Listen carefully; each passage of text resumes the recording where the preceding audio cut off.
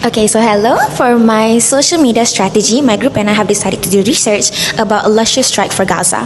So the main issue with this strike is that people think LUSH is taking advantage of what's happening between Gaza and Israel for their own beneficial engagement.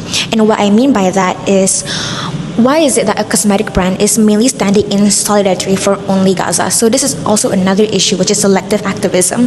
People think that because of this, LUSH is taking advantage of what's happening in Gaza right now for their own use as publicity or as exposure for their own brand.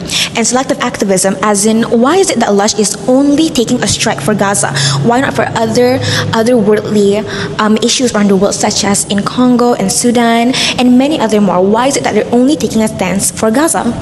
That is the two main issues that I have found within LUSH's strike for Gaza. For the solution, we believe LUSH should not stop advocating, but instead improve their advocatism.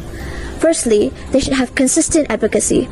If they choose to take a stand for Gaza, they should also acknowledge other global conflicts to avoid seeming selective or just using activism as a marketing strategy. Secondly, they should have transparency with their intentions. Why are they supporting such a cause? What actions are they taking? And how is their involvement having real impact? Next, they should collaborate with humanitarian organizations. This ensures that advocacy has actual aid instead of just social media statements.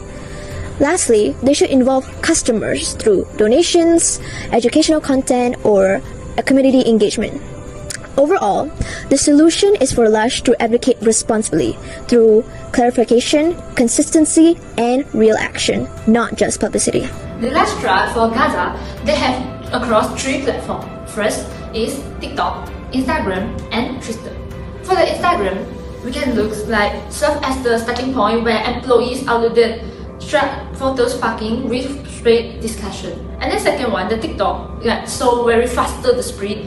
So like a lot of people with user creating videos explaining the incident. It's like everyone upload, post it, and then forming a second ways to virality. Okay, for the last part, Twitter is like for the politics side, it's like more about the political already, it's touching the political and the event with many users taking tag LUSH and to demanding a statement.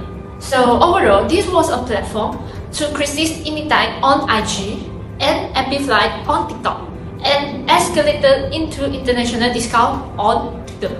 When did LUSH started their strike for Gaza?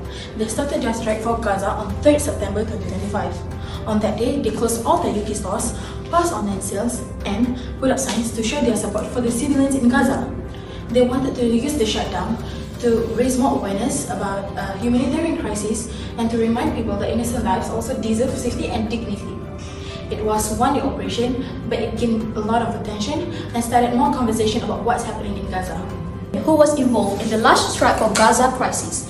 The main organization was LUSH Cosmetics, who was supported by their marketing and social media team, the management who approved the post, and the store staff who dealt with the customer reactions. Outside the company, the issue involved with the pro-Palestine supporters who agreed with the message, pro-Israel groups who criticized it and called for a boycott, and general customers who were unsure about a beauty brand taking a political stand. The media helped spread the controversy. Human rights groups supported the message, and the Palestinian community remained an important stakeholder because the campaign highlighted their humanitarian situation. That's why the crisis grew quickly on social media. There are some ethical principles that LUSH violates during the strike for Gaza. Some argue that LUSH's decision to publicly take political stance to close their shops might violate some of their principles.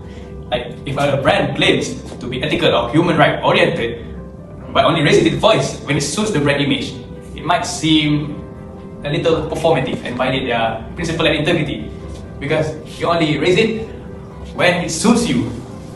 And as a business, LUSH primarily function to sell products. But what about their stakeholders and their shareholders? They're losing money for a strike that is not necessarily. And the crisis involved what happened in Gaza. They strike because they are getting starved in Gaza, the military blockade of all the food, so they won't get any. So they put up signs, stop starving Gaza people. So that's what potentially violated principle ethical they might face. Okay, so what SDG can we actually incorporate in the LUSH strike for Gaza is definitely SDG number 16, which is peace, justice, and strong institutions. And because of that, actually, some people may debate that this SDG, the LUSH strike, actually combats HTSL because it's actually really like a setback against Gaza. And because of that, which is why we have to enforce SDG number 16. Because SDG number 16 stands for human rights in a nutshell. And this strike can actually prove to be good for humanity. It's just how we execute and how we proceed with it.